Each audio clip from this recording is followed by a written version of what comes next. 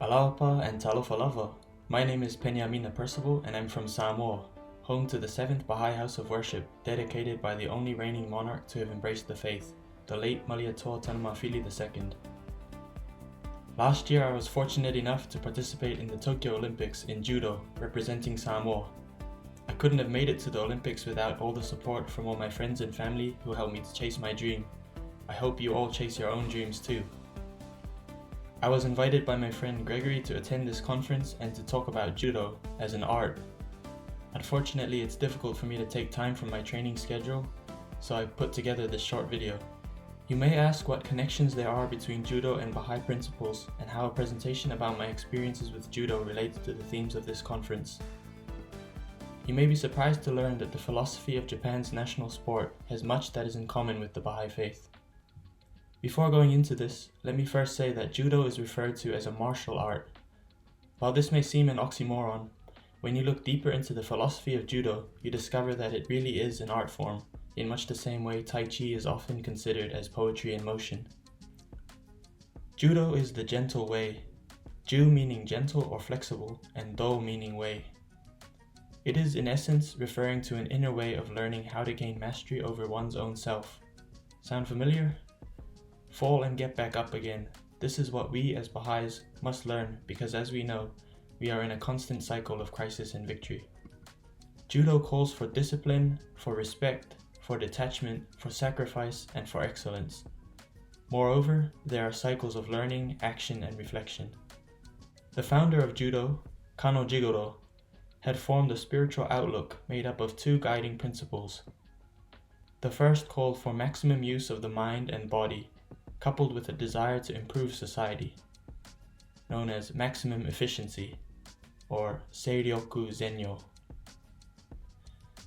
And the second principle, through the practice of Judo, he had learned that in showing an opponent respect and gratitude, one develops mutual trust and mutual assistance, and that one should not strive for one's own gain, but for mutual gain, or mutual benefit, known as Jita Kyoe.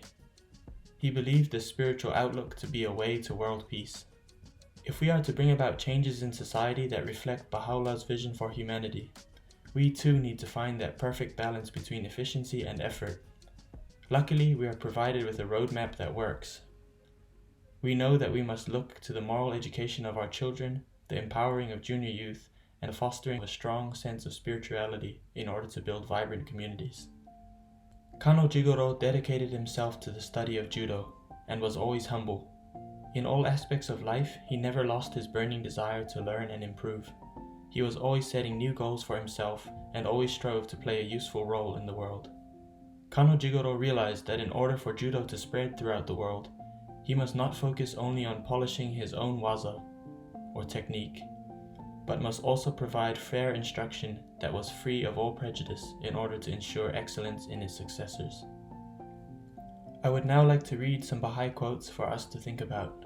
The time has come for the friends to think not as to how they should serve the cause, but how the cause should be served. Shoghi Effendi, quoted in The Priceless Pearl. If only the friends could realize it, the glory of our faith is not that people with unique abilities do the work of the cause, but that it is done by the sacrifice of loving and devoted souls who arise selflessly to undertake work they feel themselves incompetent sometimes to achieve. God works through them and endows them with gifts they did not dream they could ever possess. From a letter written on behalf of Shoghi Effendi to an individual believer. I hope you can be inspired to take up Judo as well as other sports, to push the limits of human achievement and possibility, and also for a healthy life. Not only to become physically strong, but also mentally and spiritually strong. 頑張ってください。ありがとうございました。